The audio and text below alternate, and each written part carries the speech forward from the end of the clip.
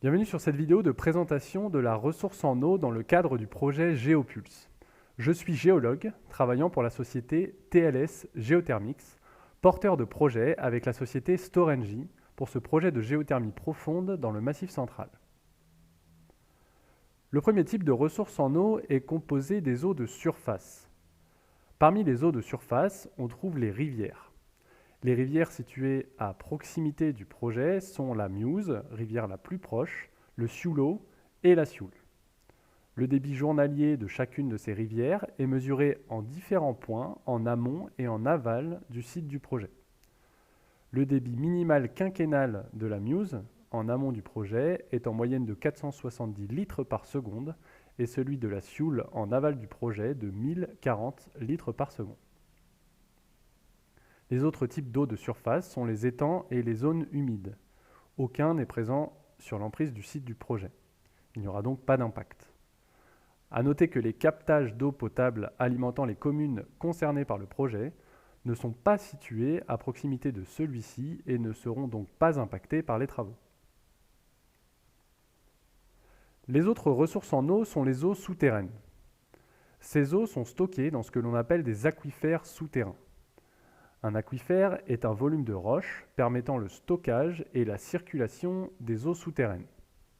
La qualité d'un aquifère dépend de la place disponible pour stocker l'eau dans la roche et de la capacité de la roche à la laisser circuler. Les aquifères sont rechargés par les eaux de pluie qui s'infiltrent dans le sol jusqu'à des niveaux imperméables dans lesquels elles ne peuvent plus circuler. Les aquifères alimentent en partie les cours d'eau environnants. Il existe différents types d'aquifères qui dépendent de la géologie locale. Parmi eux, deux sont présents dans l'environnement du projet. Les aquifères volcaniques sont généralement d'anciennes coulées de lave. Ce sont de très bons aquifères que l'on trouve notamment à Volvic. Ce type d'aquifère est présent dans l'environnement du projet, mais pas à proximité immédiate du site de forage. Ce sont par exemple les dépôts volcaniques du puits de Banson. En plus de leur éloignement, ils se situent plus haut en altitude que le site du projet, d'au moins 50 mètres. Ils ne seront donc pas impactés. Les aquifères de socle fracturé sont présents dans les roches, comme les granites, de manière superficielle. Ce sont des réseaux de fractures, parfois connectés, dans lesquels peut se stocker de l'eau. Des aquifères fracturés sont présents sur le site, mais leur dimension est très réduite et non continue. L'avis d'un hydrogéologue indépendant confirme le faible enjeu de ce type d'aquifère sur le site du projet.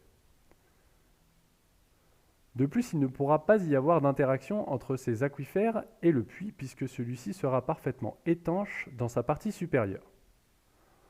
En effet, le puits, dans sa construction, est composé d'une alternance de plusieurs couches de ciment et de tubes d'acier qui permettent d'assurer son étanchéité.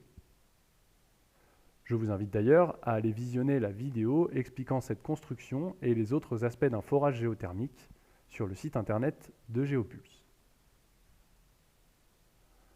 Le premier impact du projet sur la ressource en eau concerne le prélèvement d'eau pour les besoins du forage. En effet, les travaux de forage nécessitent de l'eau pour la fabrication de la boue de forage et les tests de puits. La capacité totale nécessaire est de 10 000 mètres cubes, qui seront stockés dans des bassins étanches sur le site. Le remplissage de ces bassins se fera par pompage dans la Meuse. Pour éviter tout impact sur le débit de la rivière et les écosystèmes, le débit de pompage sera réduit sur une période allongée.